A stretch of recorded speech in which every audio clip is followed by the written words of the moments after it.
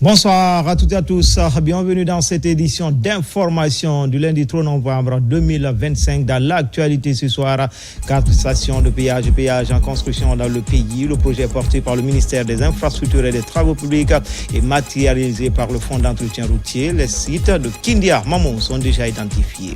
Et puis la marche vers la souveraineté alimentaire prend un nouvel élan. La Guinée et l'Organisation des Nations Unies pour l'alimentation et l'agriculture ont signé un cadre de programmation pays pour la période 2024 à 2028. Enfin, la Biennale de Guinée Biocop 2025, rendez-vous culturel annoncé du 7 au 15 novembre prochain. L'événement va célébrer le patrimoine culturel dans toute sa diversité. Voilà pour le sommaire, encore une fois. Bonsoir à tous. Tout d'abord, sur le quai du port commercial de la compagnie de Trans-Guinéen, la Guinée entre dans une nouvelle ère. L'arrivée des navires de transbordement automoteur du symbole d'une ambition qui prend corps. Avec cette flotte stratégique, la Guinée change de dimension. Un tournant pour l'économie, un signal pour les partenaires et des horizons clairs pour l'employabilité des jeunes. Fatoumata Kourouma, David Silla. Ce 2 novembre 2025, sur le port de la compagnie du Trans-Guinéen, la Guinée franchit une étape historique. Le pays réceptionne ce jour la première flotte de 23 navires de transbordement automoteur, chacun capable de transporter 12 000 tonnes de minerais de fer. Une infrastructure stratégique essentielle à l'opérationnalisation du méga-projet intégré Simandou et un jalon majeur vers la vision Simandou 2040. Au cœur de cette cérémonie, un message clair. La Guinée change d'échelle. À travers cette flotte moderne, le pays se positionne désormais comme un futur leader du transport et de l'exportation mondiale de minerais de fer. Le directeur général de Rio Tinto souligne le fruit d'un partenariat stratégique et fécond entre la Guinée et ses partenaires industriels. La cérémonie d'aujourd'hui s'inscrit dans le cadre d'un effort conjoint de l'ensemble des parties prenantes pour boucler le système de production, de transport et d'acheminement du minerai de fer sur le marché international. Nous sommes présents aujourd'hui pour célébrer, certes, les bateaux que vous voyez, mais aussi, je pense aussi, ce partenariat fécond qui va permettre à la Guinée de se positionner comme exportateur majeur du minerai de fer dans quelques semaines. Pour Winning Consortium Simandou, ces navires conçus pour optimiser les volumes et sécuriser les opérations de transport incarnent l'excellence technologique et la performance logistique. Ces navires, conçus et livrés pour transporter les minerais de fer de Simandou, illustre notre engagement commun à bâtir des infrastructures modernes, durables et au service du développement national. Elles permettront d'assurer une logistique fluide entre les différents sites du projet, renforçant ainsi la chaîne d'exploitation du fer de Simandou, un pilier de la future économie guinéenne. En ce qui concerne Baou, le géant mondial de l'acier, cette étape est la preuve d'un projet intégré mine-infrastructure mené avec rigueur. Un modèle de coopération juste, équilibré, gagnant-gagnant. Nous avons aujourd'hui célébré ensemble avec nos partenaires de WCS et aussi de l'État guinéen pour la finalisation et la dernière maillon de la finalisation de notre projet de logistique et transport pour le projet Simandou. Nous souhaitons que cette nouvelle joint venture ait un autre succès. Nous souhaitons que aussi cette nouvelle joint venture nous aide à établir des nouvelles standards internationaux pour ce genre de coopération dans le transport du minerai de fer. Le président du conseil d'administration de la CT a souligné que cette réception illustre la guinéisation prônée par son Excellence, Monsieur le Président de la République, Mamadi Doumbouya. La Guinée maîtrise désormais ses infrastructures, son transport et son avenir industriel. Conformément à la vision du chef de l'État, le président Mamadi Doumbouya, le port de Moribaya n'est pas qu'un port minéralier. Il y a aussi un quai conventionnel où nous avons aujourd'hui décidé d'exposer les navires de transbordement. Conformément aux instructions qu'on a reçues du chef de l'État, il faut s'assurer que toute la chaîne logistique est incluse dans le projet Simandou. Aujourd'hui, c'est une preuve que la guinéisation voulue par le chef de l'État et suivie par le comité stratégique va se concrétiser. Des mines en passant par les rails et le port. Aujourd'hui, nous sommes connectés au marché mondial grâce à cette vision du chef de l'État. Ici, sur le port de la CTG, ce sont des équipements de classe mondiale qui se déploient. 30 lignes de contrôle, 16 km de convoyeurs à bande, 4 cars dumpers, 6 stack reclaimers et 4 shiploaders capables de charger les navires avec une cadence inédite. L'ambition est claire, industrialiser, transformer et maîtriser toute la chaîne logistique minière. Ainsi, le ministre des Mines et de la Géologie, Bouna Sylla, au nom du président du comité stratégique de suivi du projet Simandou, Djiba Diakité, a rappelé avec force que le Simandou, tel que voulu et pensé par le chef de l'État, est désormais en marche. Il a souligné que ce moment est l'accomplissement d'un rêve national, celui porté par nos pères fondateurs, héritiers d'une vision d'indépendance, de transformation et de dignité économique. Le Simandou, tel qu'imaginé, pensé et conçu par son Excellence Monsieur le Président de la République, aujourd'hui, il est fait. Le rêve de millions de Guinéens, depuis nos pères fondateurs, a été réalisé grâce à un homme, à un leadership. Il s'agit de son Excellence Monsieur le Président de la République, Mamadi Doumbouya. C'est un projet qui a 4 composantes. 2 mines, les blocs 1 et 2, opérés par WCS et son partenaire Baou. Les blocs 3 et 4, opérés par Simfer, Rio Tinto et son partenaire Chinalco. Un chemin de fer de 650 km. Nous sommes sortis de l'exportation du minerai brut pour plus de chaînes de valeur dans notre pays à travers la transformation sur place.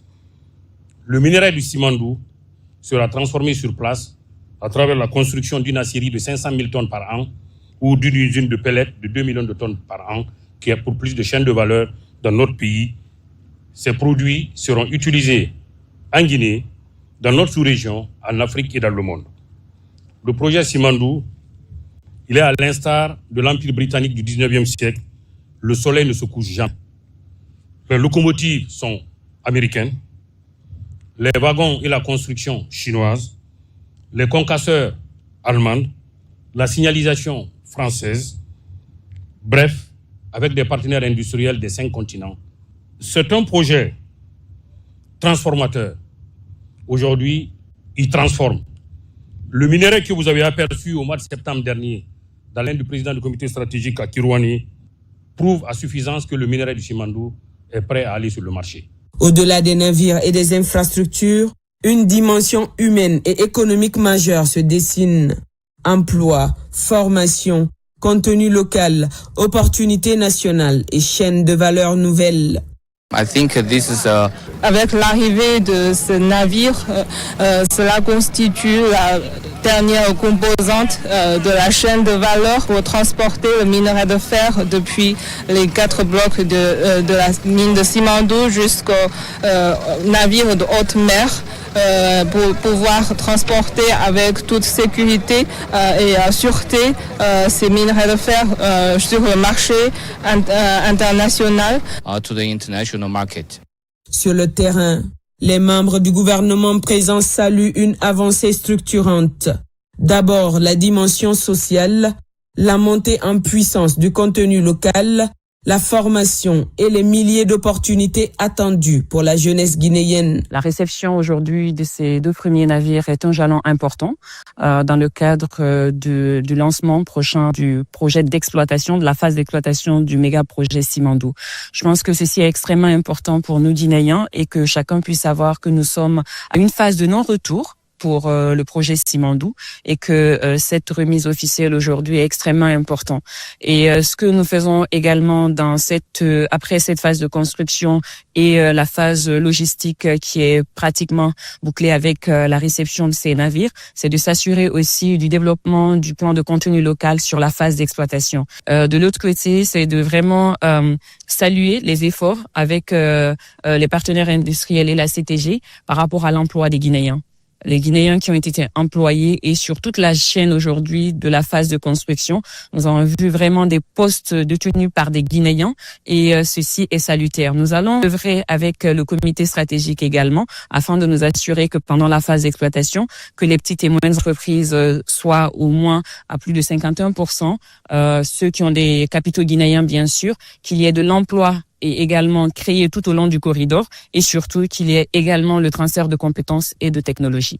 Nous sommes passés d'une vision à un projet qui mobilise des partenaires et un projet qui rassure les partenaires. Il y a eu les signatures de conventions, les signatures de pactes d'actionnariat et ça a permis à tous les partenaires de se mettre au travail. La réception de ces navires, c'est la matérialisation d'une vision.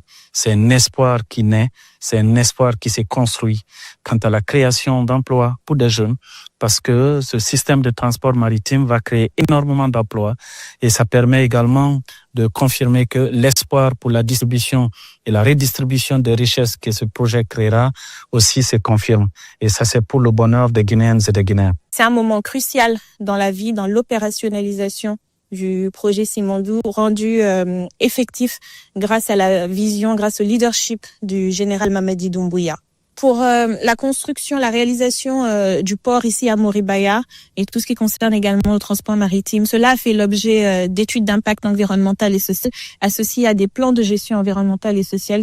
Et il faut noter également que l'État, la Guinée, est accompagné par des cabinets réputés d'ingénieurs conseils dans la mise en œuvre, le contrôle de ces plans de gestion environnementale et sociale. Puis l'enjeu des infrastructures, un corridor logistique moderne, du port au rail, conçu pour soutenir un réseau économique national intégré. Aujourd'hui, la mine est prête, le train est là, et aujourd'hui, on reçoit encore les deux bateaux qui vont transporter notre minerai. Et ça signifie quoi? Notre minerai va être sur le marché international. Et quand les minerais sont sur le marché international, ça veut dire qu'on aura du cash flow pour financer toutes les activités que nous désirons faire dans notre plan de développement.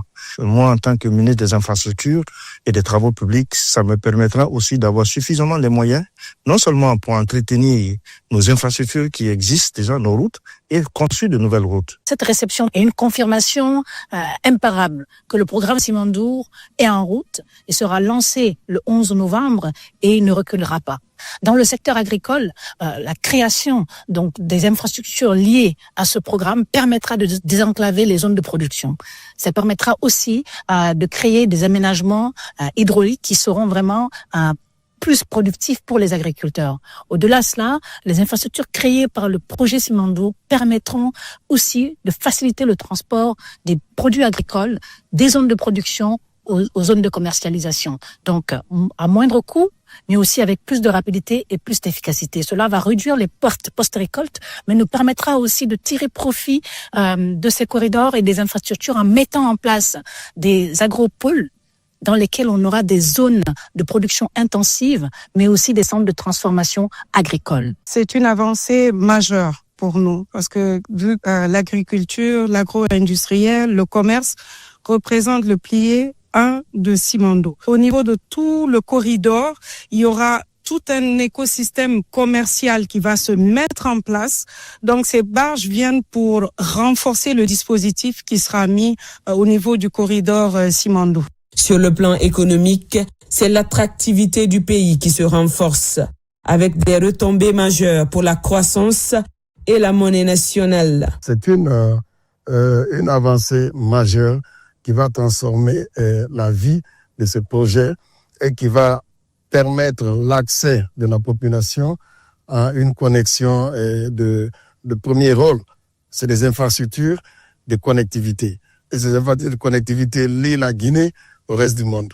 Et qui dit liaison de la Guinée au reste du monde, dit ce que nous appelons un pays ouvert, un pays compétitif et un pays qui tire parti de tous les avantages liés aux transactions économiques internationales. C'est tout bénéfice pour l'ensemble du pays, pour l'ensemble des citoyens de la Guinée, de Conakry jusqu'à Zéro Corée. Simandou est un projet intégrateur, est un projet d'espoir, est un projet qui sort de la Guinée des ténèbres de la misère. C'est pour ça qu'on l'a adossé à un projet de développement national que nous appelons Simandou Vision 2040. L'utilisation des mines à un plan de développement pour éviter justement de gaspiller les revenus qu'on va tirer. Petit à petit, et je dirais même à grands pas, toutes les pièces du grand puzzle que constitue le projet Simandou sont en train de se mettre en place. Ça, ce sont les dernières pièces du puzzle. On a inauguré les rails, les trains, et aujourd'hui, c'est les bateaux qui vont transporter le minerai. Dans d'autres contrats miniers, les pays n'ont pas droit sur ces bateaux, mais comme le projet Simandou est spécifique en matière de préservation des intérêts de la République de Guinée, la Guinée a sa part dans toutes les composantes. C'est quelque chose qui me réjouit beaucoup, et savoir que toutes ces pièces-là vont rapporter une à une des ressources importantes pour les caisses de l'État. Sur le plan de la coopération et de la diplomatie active, la nouvelle dynamique s'est affirmée avec force à la tribune des Nations Unies, portée par la vision du chef de l'État, qui a exprimé sa volonté de partenariat respectueux, équitable et gagnant-gagnant. C'est la première fois au monde que, en Afrique surtout, que toutes les puissances financières, économiques, diplomatiques se retrouvent là autour d'un grand projet, et au lieu de se bagarrer, passez-moi l'expression, se donnent la main pour appliquer une vision, la vision du président Mamadi Doumbouya. Mais cela vient aussi du discours diplomatique qu'il a tenu à la tribune des Nations Unies, quand il a dit « Nous ne sommes ni pro ni anti quelqu'un, nous sommes simplement pro-guinéens, pro-africains ». C'est cela. Donc aujourd'hui, c'est la diplomatie sous le leadership du président Doumbouya qui est en train de faire ses preuves économiques. Nous sommes en pleine diplomatie économique appliquée à la diplomatie tout court. Donc le peuple de Guinée doit se sentir fier, et nous devons continuer à nous donner la main. C'est dans la paix que tout cela peut continuer. Donc l'unité nationale, la paix autour de notre président qui a eu cette vision lumineuse de sortir nos richesses de sous terre pour en faire la prospérité de notre pays. Il y a 3 ans, 4 ans, on parlait de ça sur les papiers. Aujourd'hui, ça devient une réalité. Et ça rentre en droite ligne de la coopération internationale. Une coopération qui est axée avec le Singapour, avec la Chine, avec les États-Unis, avec l'Australie, avec le monde entier. Aujourd'hui, la Guinée, c'est un pays qui est ouvert, c'est un pays qui est en transformation, c'est un pays qui est en refondation. Donc, on est vraiment content de cela aujourd'hui. Et ce qu'on nous a expliqué, les ingénieurs, c'est de former les jeunes ingénieurs dans le cadre de Simandou Academy, parce que ces trains vont être conduits par les Guinéens et vont être maintenus par les Guinéens. Aujourd'hui, tout est réuni pour l'activation du programme Simandou 2040. Le minerai sera transformé ici, en Guinée. C'est une révolution industrielle, écologique et souveraine. C'est en ces termes que s'est exprimé le ministre secrétaire général de la présidence, le général Amara Kamara. C'est la matérialisation concrète, effectivement, de ce qui avait été annoncé depuis les premiers jours quand nous avons signé les premiers documents de ce projet sous le leadership du chef de l'État. Toutes les conditions sont regroupées aujourd'hui pour le lancement dans les prochains jours du projet. Et la dernière étape va rester la construction de la scierie, pour laquelle les études de faisabilité devraient être déposées 2 années exactement après la date de commercialisation. Ça veut dire que ça aussi, ça vient à grands pas. Simandou complètement dérisqué, comme c'est souvent dit. Mais l'important aussi, c'est de rappeler que dès le premier jour d'exploitation, les rails, les ports, même ces bateaux-là sont aussi la propriété de la Guinée. C'est ce qui est l'innovation dans ce projet-là. En tout cas, nous voulons encore une fois, derrière cette réception, saluer le leadership du chef de l'État, mais aussi la constance du président du comité stratégique qui a pu mettre toutes les parties ensemble pour parvenir aux résultats que nous voyons aujourd'hui. Quand la vision rencontre la discipline et l'ambition nationale, les continents s'alignent. Avec le Simandou, la Guinée ne suit plus le mouvement, elle le crée. Ainsi, elle forge son avenir, construit son influence et affirme sa place sur la carte minière, industrielle et stratégique du monde. Et puis, la Cour suprême de la République de Guinée porte à la connaissance du public en application des dispositions de l'article 46 de la Constitution et de l'article 46 de la loi organique L 2025-026 CNT du 27 septembre 2025 portant code électoral. Le premier président de la Cour suprême a pris l'ordonnance numéro 017 PPCS 2025 du 24 octobre 2025 instituant un collège multidisciplinaire de médecins assermentés placé sous l'autorité de la Cour suprême. Ce collège est chargé de procéder à l'examen médical, à la certification de l'aptitude physique et mentale des candidats de l'élection présidentielle du 28 décembre 2025. À cet effet, la Cour suprême informe l'ensemble des autorités concernées, les partenaires institutionnels ainsi que le public qu'une cérémonie officielle d'installation du Collège des médecins assermentés se tiendra le mardi 4 novembre 2025 à 9h précise au siège de la Cour suprême. La cérémonie sera présidée par M. Yaya Boiro, président de la première chambre civile, commerciale et sociale de la Cour suprême, assurant l'intérim du premier président. La Cour suprême a saisi cette occasion pour réaffirmer son engagement à veiller conformément à la loi, à la transparence, à l'intégrité et à la régularité du processus électoral présidentiel de la République de Guinée-Conakry le 3 novembre 2025. Le président par intérim, Yaya Boiro. Au port autonome de Conakry, une rencontre sur la congestion exceptionnelle observée ces derniers temps. Des mesures ont été annoncées pour une continuité des opérations logistiques. Le conclave a permis également de passer en revue les chantiers prioritaires lancés pour désengorger les espaces de stockage interne du port. Abakar Diaby, Souleymane Kaba.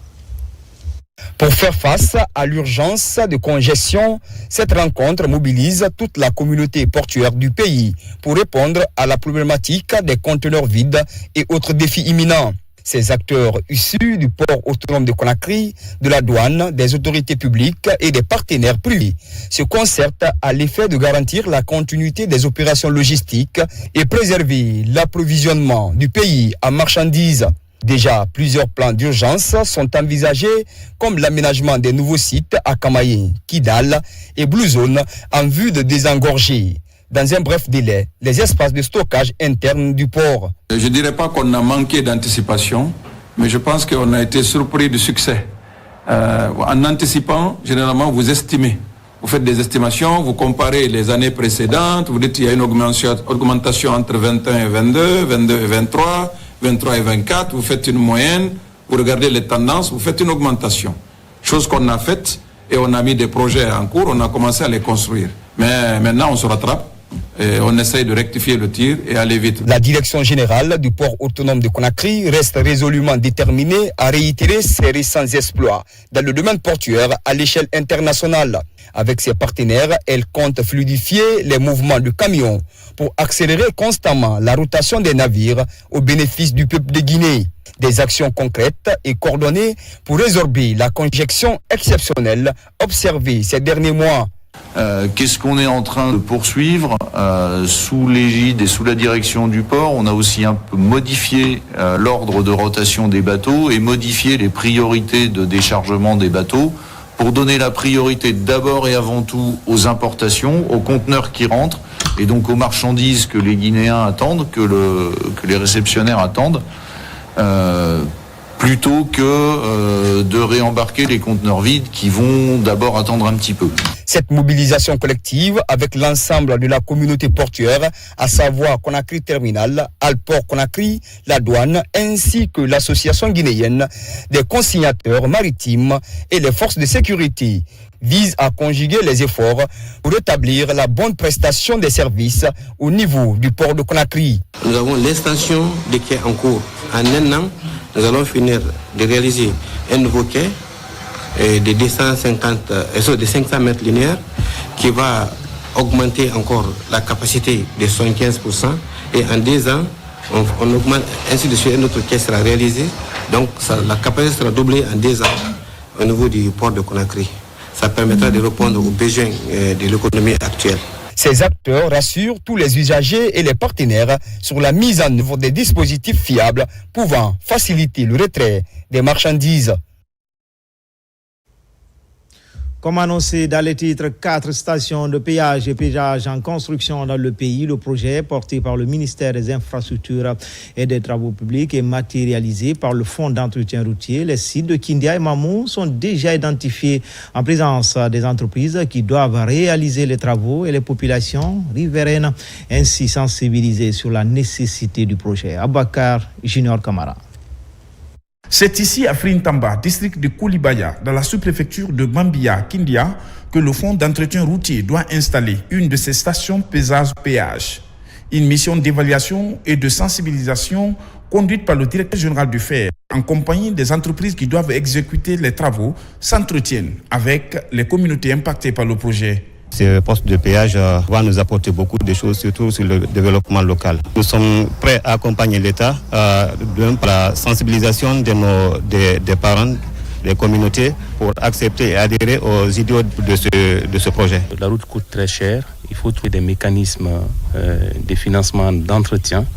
Et c'est pourquoi nous envisageons de construire les postes de péage et de paysage sur la RN1, la RN4 et la RN6. C'est un des objectifs fixés par le ministère des Infrastructures et des Travaux publics pour trouver des financements et maintenir le réseau routier guinéen. De Kindia, nous voici à Mamou. Ici, la zone qui doit abriter la 2e station sur la route nationale numéro 1 est aussi identifiée. Tous ceux qui sont dans l'impasse du projet seront recensés, calculés. Après, il y a une mission de conciliation qui passe pour faire savoir aux impactés les montants qui sont arrêtés pour leur compte. L'État ne veut pas appauvrir sa population. 2 entreprises sont recrutées pour exécuter ces travaux. L'une est française et l'autre est guinéenne. Elles s'engagent à respecter le délai contractuel et réaliser des ouvrages de qualité. C'est les systèmes les plus modernes qui puissent exister, des systèmes à base de télépéage qui acceptent tous les moyens de paiement, qui classifient automatiquement les véhicules et qui donnent effectivement des chiffres comptables de recettes tout à fait précis, sans jamais d'erreur. C'est quelque chose qui va apporter énormément au pays pour l'entretien des routes. Et donc l'entreprise Metal Plus assure la part de contenu local et est pleinement mobilisée pour réaliser un travail de très grande qualité. Ce méga projet a un double enjeu: rentabiliser les infrastructures routières pour leur entretien, mais aussi sécuriser les routes à travers le contrôle des poids. La marche vers la souveraineté alimentaire prend un nouvel élan. La Guinée et l'Organisation des Nations Unies pour l'alimentation et l'agriculture ont signé un cadre de programmation pays pour la période 2024-2028 avec à la clé un montant estimé à plus de 34 millions de dollars américains. Mamadou Saliouba, Youssouf Kamara. Derrière cette série de signatures se cache une volonté ferme de transformer en profondeur le secteur agricole guinéen. Une ambition portée conjointement par la République de Guinée et la FAO à travers le cadre de programmation pays 2024-2028.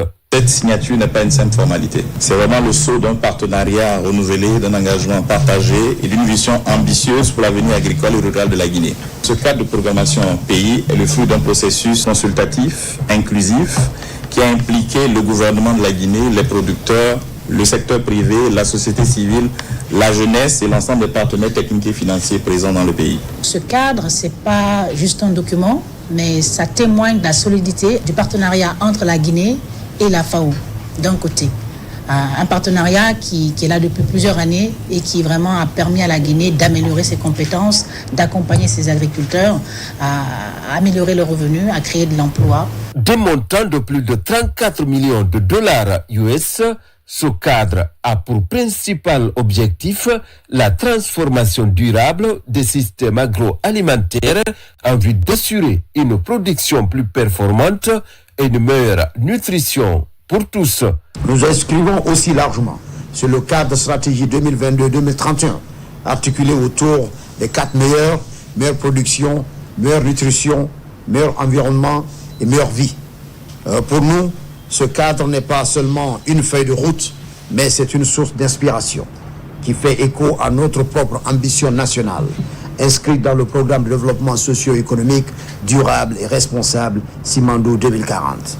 Ce partenariat renforcé entre la Guinée et la FAO va contribuer à stimuler la production agro-sylvopastorale et halieutique en renforçant la résilience des communautés rurales et améliorer la protection sociale sur l'ensemble du territoire national pour la période 2024-2028. À l'extrême sud du pays, la société guinéenne de palmiers, le DVA, poursuit ses réformes en faveur d'une entreprise plus moderne et compétitive, d'où le lancement des travaux d'élaboration de son plan stratégique et de son contrat programme. Lancé Kamisoko, Mohamed Saloupaï, Mohamed Lamine Diallo. Identité agro-industrielle phare du pays, la société guinéenne de palmiers à huile et DVA poursuit sa marche vers l'excellence. Face aux nombreux défis du monde moderne, se réinventer est bien plus que nécessaire. C'est un impératif qui réunit cadres, experts guinéens et étrangers sur l'élaboration d'un plan stratégique et du contrat programme. C'est de faire un état des lieux et d'élaborer une feuille de route stratégique à moyen long terme qui inclut gérer l'ensemble des métiers, l'ensemble des fonctions sur la base d'un diagnostic partagé de la situation. La deuxième chose, et qui est l'objectif, je dirais, final de cette mission, c'est d'élaborer en fait le contrat programme qui va lier la SOGIPA à ses tutelles. De la plantation à la transformation jusqu'à la commercialisation des produits, tous les aspects de la chaîne de valeur du palmier à huile et DVA seront abordés durant ces assises. Il s'agit d'un programme global de relance et de modernisation de la SOGIPA. Donc ces ateliers qui démarrent aujourd'hui cadrent parfaitement avec la nouvelle vision de la SOGIPA. Donc, il y aura en tout 8 ateliers thématiques qui seront organisés, qui sont animés par un consultant international d'expertise France, accompagné d'un consultant national indépendant, qui viennent accompagner les cadres de la SOGIPA à identifier les véritables solutions pour l'avenir pour la SOGIPA. Assainir les finances en améliorant la gouvernance pour une SOGIPA qui répond non seulement aux ambitions des autorités, mais celles des populations, c'est le point nodal de cet espace de travail. La 51e session ordinaire du Conseil des ministres de l'OMVG a tenu toutes ses promesses. 4 pays, dont la Guinée, la Gambie, la Guinée-Bissau et le Sénégal, étaient réunis à Conakry pour discuter des grandes orientations de cette institution sous-régionale. Les défis sont énormes, mais des projets comme l'aménagement hydroélectrique de Sambagalo et la mise en service de la ligne d'interconnexion se posent en termes de priorité. Boussa Bangoura. La Guinée, la Gambie, le Sénégal et la Guinée-Bissau, 4 pays unis pour un objectif commun. 47 ans après, pour redynamiser l'OMVG, véritable instrument d'intégration, les travaux de la 51e session ordinaire du Conseil des ministres viennent de se tenir à Conakry. Pendant 2 jours, coordinateurs nationaux, cadres techniciens et experts des pays membres discutent des problèmes majeurs, les enjeux du moment, mais également faire le bilan des activités des années précédentes. À l'OMVG, le Conseil a engagé les États membres à soutenir activement la stratégie de mobilisation des ressources pour financer les projets prioritaires du PDDI, mais aussi au fonds de contrepartie pour garantir l'autonomie de la SOGESAT. Toujours au commissaire et son équipe, la révision des textes fondateurs afin d'aligner notre cadre juridique et institutionnel sur les standards contemporains de bonne gouvernance et de performance publique. Pour plus de résultats sur le terrain, Le renforcement de la synergie des administrateurs au niveau national est souhaité. Ainsi, plusieurs projets et programmes sont adoptés pour le bonheur des populations des pays membres. Il s'agit notamment de la relance du projet d'aménagement hydroélectrique de Sambagalou, la mobilisation des ressources financières et l'opérationnalisation de la société de gestion et d'exploitation de la ligne d'interconnexion. Avec le bilan que nous avons fait ici à Conakry, nous avons constaté qu'entre l'année dernière et maintenant, les pas ont presque rattrapé un retard d'une dizaine d'années. Nous avons signé avec une grande joie et satisfaction toutes les résolutions autour desquelles nous avons discuté. Sur d'autres questions, les discussions vont se poursuivre. Je pense que les étapes prochaines vont être déterminantes pour que l'OMVG puisse mobiliser assez de fonds pour mener des grands projets structurants afin que nous puissions autour de nous fédérer la vie de nos populations en termes d'aménagement de plaine agricole. Le rendez-vous de Conakry a été un rendez-vous fructueux pour ces représentants des 4 pays membres de l'OMVG. Des représentants qui vont continuer à travailler ensemble pour mieux gouverner, préserver et développer durablement les États de cette institution sous-régionale. À Conakry et l'arrière-pays, plusieurs quartiers bénéficient de forages modernes et de réhabilitation d'infrastructures sociales de base, initiative menée par l'organisation humanitaire AC Mimani pour améliorer l'accès à une eau de qualité aux citoyens. Maïmouna Bella Diallo. Plusieurs quartiers de Conakry, ainsi que la sous-préfecture de Mafereya, dans la préfecture de Forêt-Caria, bénéficient de nouveaux forages modernes. Une initiative de l'organisation humanitaire Hassan Humani, engagée dans l'adduction d'eau potable au profit des communautés. Objectif, contribuer au développement local et à l'amélioration des conditions de vie des populations. On a pu faire, alhamdoulilah, une dizaine de forages avec l'association Hassan Humani. Donc je tenais à remercier tous les donateurs qui ont participé de près ou de loin, qui nous ont fait confiance. Et on aimerait revenir en 2026. Notre communauté, c'est une communauté en majorité vulnérable. On a beaucoup de femmes que des hommes. On a aussi des enfants. D'autres enfants, parmi ces enfants-là, ont des handicaps. Donc, pour toutes ces raisons, quand on a quelqu'un devant nous, nous le prions de bien vouloir continuer de nous aider. Ce que vous nous avez fait comme ça, là, on fera bon usage. L'organisation Hassan Humani élargit désormais ses actions à l'arrière-pays. Après Conakry, Cap sur Mafereya, où les populations rurales profitent elles aussi de forages modernes et de la réhabilitation de plusieurs infrastructures sociales de base. Je remercie Allah Azzawajal qui nous permet d'œuvrer dans le bien. J'ai l'honneur de vous remettre les clés pour faire profiter au village. Que Dieu vous récompense. Amen, amen, nous sommes contentes. Parce qu'une vie sans eau n'est pas une vie. Je vous remercie beaucoup. En plus de ces réalisations, Hassan Humani poursuit ses actions de solidarité. Des vivres et non-vivres sont distribués aux orphelinats de Conakry.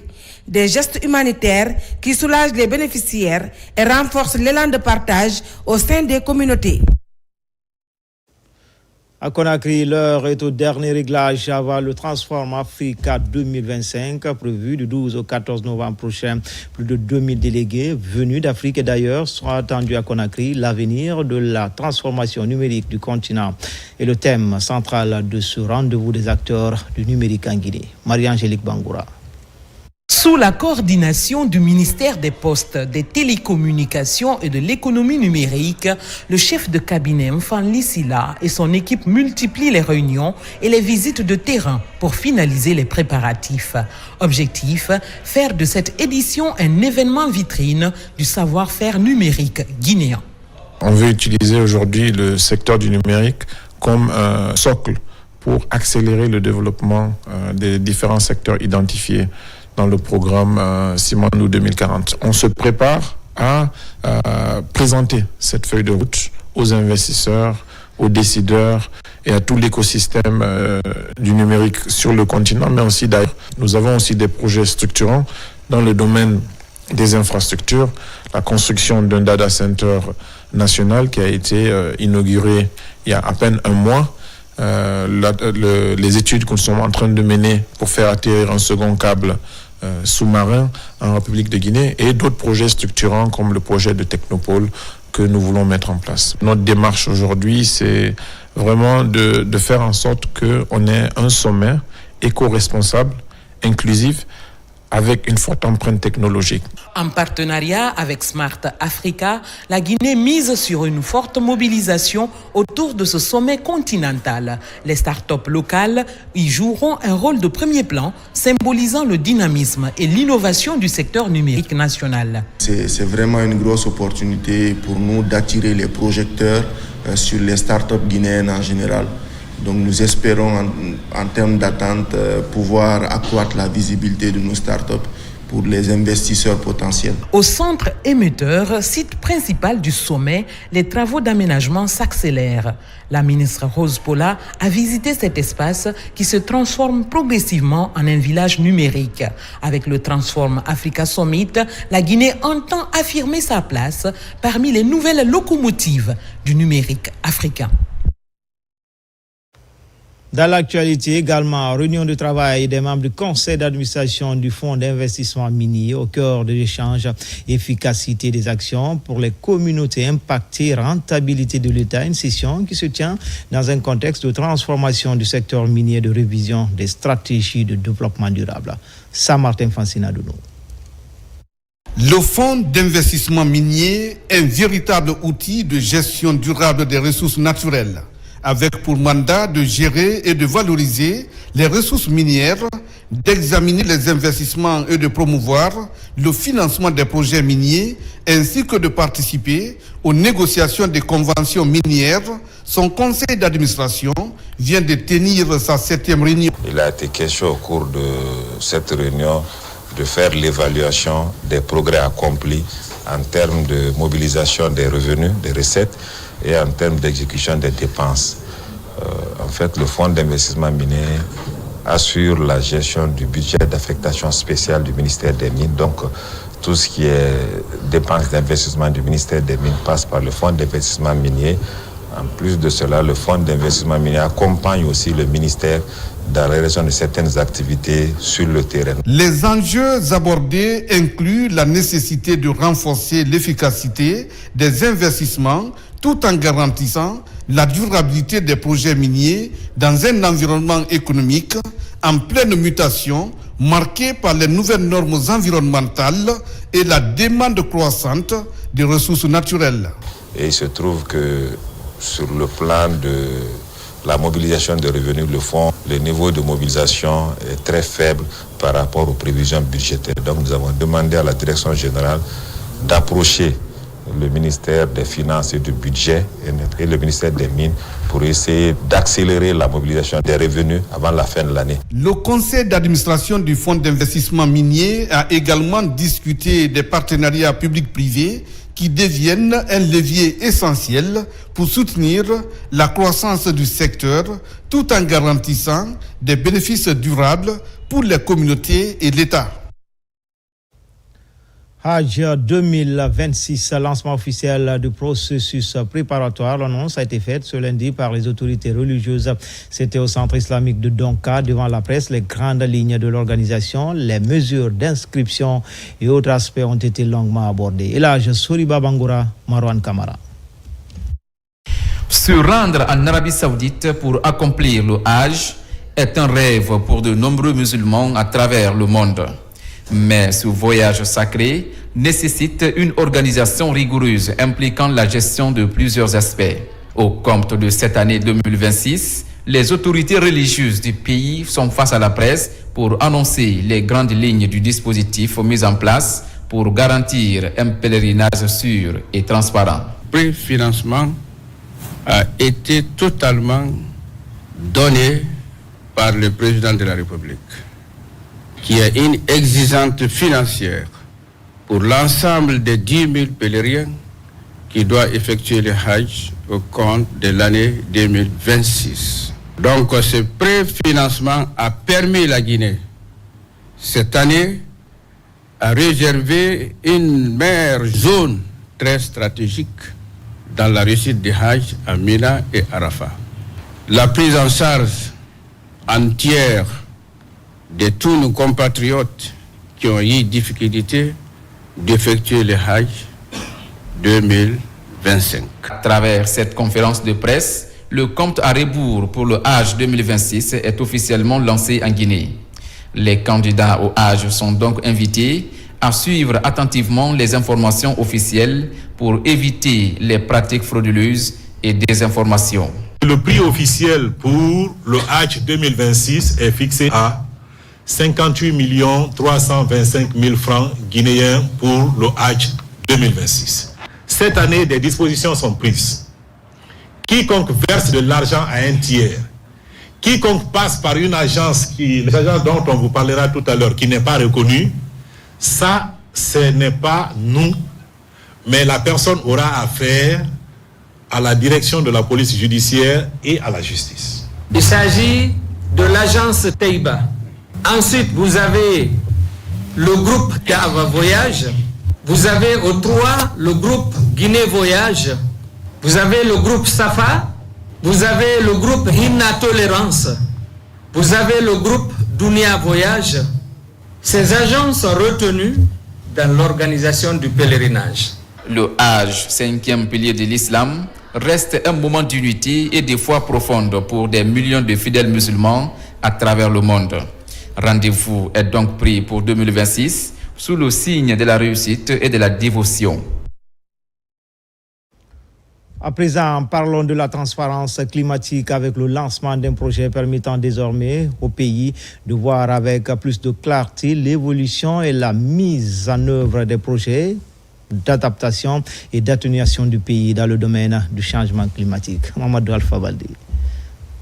Pendant que la Guinée vient de renforcer son arsenal institutionnel et technique dans la mise en œuvre de sa contribution nationale déterminée, le pays lance un ambitieux projet permettant désormais de mieux suivre les efforts d'atténuation et d'adaptation conformément aux engagements internationaux de la Guinée. Estimation des émissions de gaz à effet de serre. Le renforcement du suivi de la mise en œuvre de notre contribution nationale déterminée, l'optimisation de la communication sur nos progrès, tant au plan national qu'international. Avec ses partenaires comme le PNUD, le ministère en charge de l'environnement mobilise l'ensemble des acteurs sectoriels pour échanger sur une vision commune avec des indicateurs de transparence clairs et précis. Le projet que nous lançons aujourd'hui représente une réponse concrète aux dispositions de l'article 13 de l'accord de Paris, en alignant les efforts nationaux et sur le cadre pour la transparence renforcée. Ce document est une feuille de route qui permettra non seulement d'améliorer la collecte des données, des émissions de gaz à effet de serre, ensuite, il nous permettra de renforcer la mise en œuvre et le suivi de la CDN. Aujourd'hui, la Guinée s'inscrit dans une dynamique de réorganisation et de renforcement de ses efforts en matière d'atténuation, mais surtout d'adaptation face aux effets de plus en plus néfastes du réchauffement de la planète. À l'approche des élections présidentielles, la Maison du Savoir pour l'Humanité prône la cohésion sociale, le vivre ensemble. Des panels sont organisés pour interpeller les consciences sur l'importance de la paix et la quiétude sociale en cette période sensible. Mohamed Chérif Kamara, Abdul Karif Akid. C'est le rendez-vous de la paix et de la cohésion sociale pour la Maison du Savoir pour l'Humanité avant le scrutin présidentiel. Cette ONG se veut une plateforme d'échange et de partage d'expériences, tout comme une école pour promouvoir le leadership et l'entrepreneuriat jeune. Aucune activité ne peut marcher s'il n'y a pas la paix. C'est une activité et une nécessité vitale pour pouvoir vivre. Inciter à la conscience collective, que chacun puisse comprendre qu'il n'y a pas une chose nécessaire à chercher que la paix. Et que certainement ce que nous initions aujourd'hui peuvent inspirer d'autres aussi à se mettre dans la danse pour promouvoir la paix dans notre pays. Des cadres de l'administration et de la société civile, mais aussi des acteurs politiques ont pris une part active aux différents panels pour débattre sur les valeurs humaines et vertus de la vie en communauté. La retenue et la lucidité pour une Guinée apaisée ont été vivement recommandées. En tant qu'ancien fonctionnaire des Nations Unies qui a travaillé dans les missions de paix dans beaucoup de pays, en Afrique, en Asie et puis dans le Moyen-Orient. Et je pense que la paix elle est essentielle, la construction de la paix elle est essentielle pour un développement socio-économique durable, parce que c'est vraiment le plancher sur lequel on peut construire tous les piliers de développement. Je l'ai dit et je le répète, c'est dans déjà l'esprit des hommes que naît la guerre. Donc si on éduque quelqu'un et qu'il comprend quelle est sa responsabilité, quelle est sa part dans l'équilibre de la société, je pense que déjà on lui donne un passeport pour pouvoir s'affranchir de certaines manipulations. Depuis 2022, la Maison du Savoir pour l'Humanité entend ainsi concilier mondialisation et éducation morale. Elle compte aussi faire de la nouvelle génération une référence pour un développement universel. À Paris, la 5e édition du Salon de l'Emploi et de l'Entrepreneuriat a rassemblé des milliers de visiteurs venus s'informer, échanger, construire leur avenir professionnel. Parmi les exposants, l'Office national de la formation et du perfectionnement professionnel. Il a marqué les esprits par son dynamisme et son engagement pour le développement des compétences locales. Komara Moussa, envoyé spécial. Aux allures de Russes d'ambition et de talent, la 5e édition du Salon de l'Emploi et de l'Entrepreneuriat de Paris s'achève. Au cœur de ce carrefour d'opportunités, un nom attire les regards. L'Office national de formation et de perfectionnement professionnel. Étudiants, diplômés ou jeunes entrepreneurs viennent nombreux pour échanger avec les conseillers de l'Office pour comprendre les offres. J'ai un peu expliqué mon projet et la dame m'a bien expliqué comment et quand est-ce que vous pouvez m'accompagner dans la réalisation de différents projets qui vont dans ce sens. Donc je suis agréablement surprise par nous. Concrètement, ce que j'ai proposé, c'est potentiellement apporter mon expertise sur certains sujets en formant des Guinéens de manière gratuite. Par sa qualité d'accueil, la clarté de ses supports et la pertinence de ses interventions, l'Office incarne une Guinée ambitieuse où la formation devient un levier de développement économique et social. Notre présence ici aujourd'hui consiste à communiquer avec la diaspora guinéenne de Paris et pour leur inciter justement à pouvoir créer des cabinets chez nous. L'idée étant justement de contribuer au développement du capital humain guinéen. Ici, pas un simple stand. On parle formation et insertion. Le processus d'habilitation, les valeurs de l'institution sont présentées. Une opération de séduction qui s'apparente comme un succès. Ça a été un coup de maître, vu l'engouement des participants envers notre salon. Et nous pouvons déjà être rassurés qu'on a très bien fait de participer à ce salon et surtout de prendre un stand. En participant pour la première fois à ce salon, l'Office national de formation et de perfectionnement professionnel réaffirme sa volonté d'être un partenaire stratégique du développement du talent et de l'employabilité en Guinée. Enfin, valorisation de l'art culinaire guinéen, dégustation des mets locaux. C'est à l'occasion d'un événement qui associe la gastronomie à l'exposition du textile Made in Guinée. C'est le ministre de la Culture, Moussa Moïsila, qui a présidé la cérémonie. Bossman, Mamadou Djoumaba. C'est la 4e édition du Salon de la teinture et du textile, couplée avec la 3e édition de la fête de la gastronomie guinéenne à travers le concept La Guinée Kouri, organisé par l'ONG Culture et Fierté guinéenne. Dans un premier temps, il s'agit des expositions des tissus Made in Guinée, de tissage, défilés et prestations artistiques. Alors que nous célébrons notre 4e édition du SATEC et notre 3e édition de la fête de la gastronomie guinéenne, je tiens à exprimer ma profonde gratitude à mes collaborateurs, ces véritables guerriers de la culture guinéenne. Ce sont des patriotes qui agissent avec passion et détermination pour le rayonnement de notre culture sans rien demander en retour. La 2e étape est consacrée à la dégustation de l'art culinaire guinéen composé de mets succulents. Un véritable rendez-vous des gourmets. La Guinée possède un patrimoine culturel d'une valeur inestimable. Du Lépi au Ngara, en passant par le Kendélé, la forêt sacrée, le damier, autant de textiles qui témoignent du génie créateur de nos artisans, du Konkoué Tourebeli au Maraboulaye, du Tombo, au Bourare, tout cela prouve à suffisance la richesse de la Guinée dans toute sa diversité. Ce salon que nous ouvrons aujourd'hui se veut une plateforme de rencontres, d'échanges fructueux, de découvertes enrichissantes et d'opportunités entre artisans créateurs, entrepreneurs, promoteurs, institutions et partenaires techniques et financiers. Cet événement est une occasion de mettre en valeur l'identité guinéenne à travers notre accoutrement et notre cuisine qui constitue un véritable branding national. Et c'est ainsi que se termine ce journal. L'actualité se poursuit sur le www.rtgguinée.info. À bientôt pour d'autres actualités sur la Guinée, notre paradis terre de richesse et d'innovation, Inch'Allah.